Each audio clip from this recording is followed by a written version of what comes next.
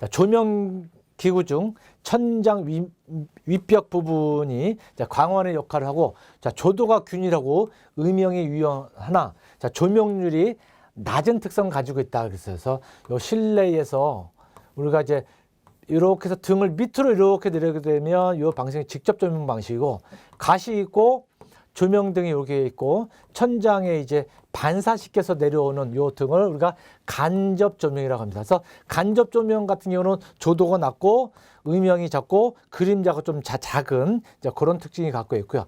그다음에 직접 조명 같은 경우는 광원이 직접 이제 내려오기 때문에 이 책상면의 조도라든가 이런 것들은 높일 수는 있지만은 그림자라든가 이런 것들이 좀 이제 많이 생기는 특징이 있습니다. 여기서는 직접 조명, 그다음에 반직접 조명, 그다음 세 번째 간접 조명, 그래서 전방확산 조명. 그래서 여기서 세 번째 간접 조명이 답이 되겠습니다.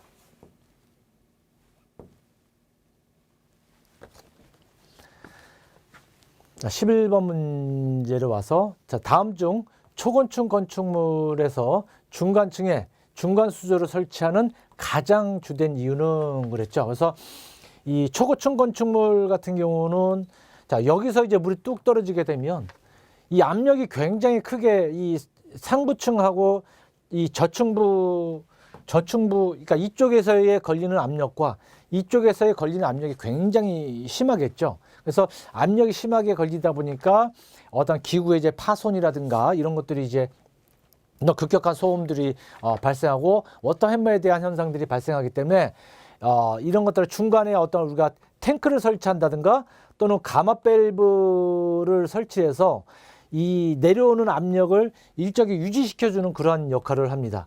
이렇게 이제 압력을 이제 떨어뜨리게 되면 이쪽에서의 저층부의 압력이나 이쪽에서의 압력이나 이쪽에서의 압력이 똑같이 걸리는 걸 볼 수 있겠습니다.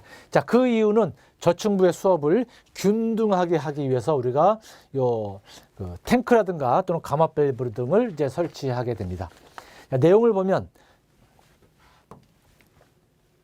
자, 물탱크에서 물이 오염될 가능성을 낮추기 위해서, 자, 정전 등으로 인한 단수를 막기 위해서, 저층부의 수압을 줄이기 위해서, 옥상층의 면적을 줄이기 위해서. 그래서 답은 3번 저층부의 수압을 줄여주기 위해서가 가장 큰 이제 이유가 되겠고요. 자, 12번째 문제 가서, 다음 중 난방용 트랩이 아닌 것은, 그래서 트랩은 크게 이제 난방하고 배수용이 있다 그랬어요. 그래서 배수용 트랩 같은 경우는 우리가 S트랩, P트랩, U트랩, 드럼트랩, 벨트랩, 또 하나 더 들어간다 그러면 뭐 저집기, 포집기가 있는 거죠. 그래서 이거를 제외한 나머지가 이제 난방 트랩이에요. 그래서 보통 우리가 이제 시험에 나오게 되면 이것처럼 다음 중 난방 트랩의 종류가 아닌 것은, 그러면 배수 트랩의 종류를 찾는 거죠.